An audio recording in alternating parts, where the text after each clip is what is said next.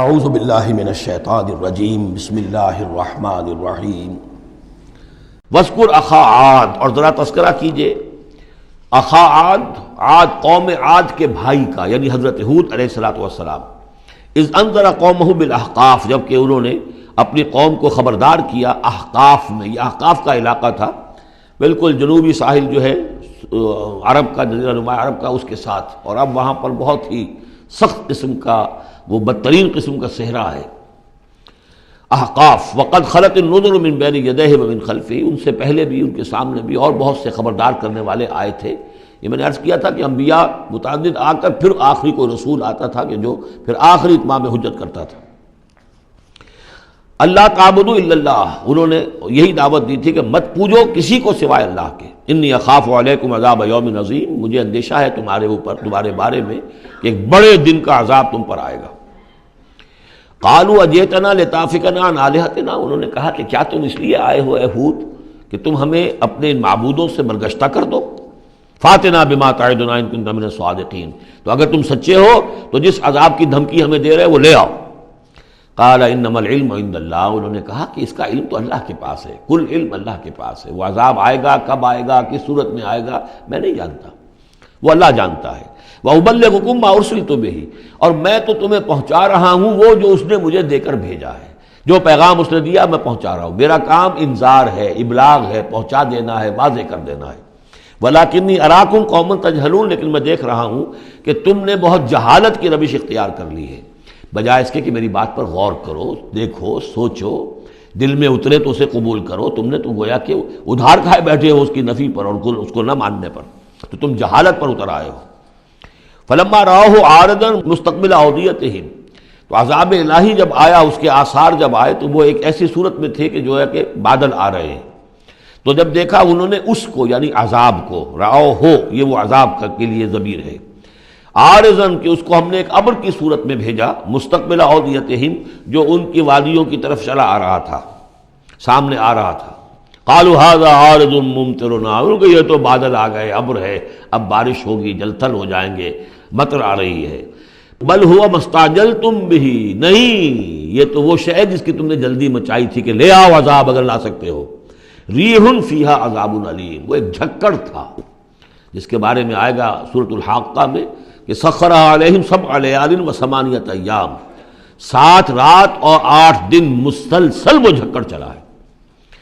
ریح فیہا عذاب علیم، وہ جھکڑ ہے جس میں بہت بڑا عذاب ہے۔ تدمر کل شیء بامر ربھا، وہ ہر شے کو اپنے رب کے حکم سے اٹھا کر پٹکتی تھی، وہ ہوا جو ہے اٹھاتی تھی اور پٹکتی تھی۔ تدمر، جیسے کسی درخت کی جڑ سے اکھاڑا جائے پھر پھینک دیا جائے، اور وہ چونکہ تھے بھی بڑے طویل القامت لوگ، تو بڑے بڑے ستونوں کی طرح پھر پڑے تھے، کاجاد النخل خاویہ، جیسے کہ وہ کھجوروں کے تنے پڑے ہوئے ہوں زمین کے اوپر۔ تدبر کل شیء بامر ربھا فاصبحوا لا یری الا مساکنہم، پھر وہ ایسے ہو گئے کہ اب کچھ نظر نہیں آ رہا تھا سوائے ان کے مسکنوں کے، ان کے گھر نظر آ رہے ہیں، ان کی حویلیاں، ان کی بلڈنگیں،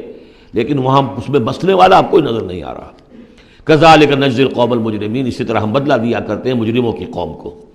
وَلَقَدْ مَكَّنَّاهُمْ فِي مَاءٍ مَكَّنَّاكُمْ فِيهِ، اب یہاں قریش سے، مکے والوں سے خطاب ہو رہا ہے،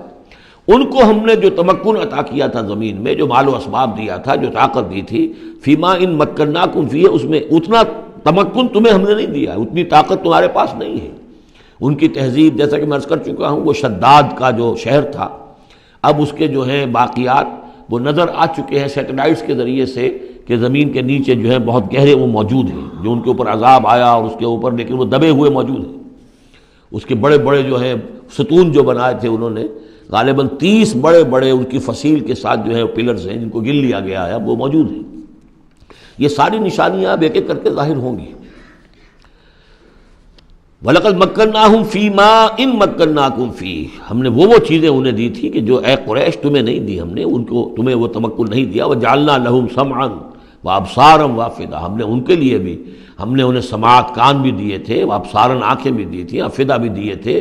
دل اور عقل بھی دی تھی۔ فما اغنی عنہم سمعہم ولا ابصارہم ولا افئدتہم من شیء، تو کچھ کام نہیں آئے ان کے، نہ تو ان کی سماعت، ان کی بصارت، نہ ان کے دل یا عقلیں،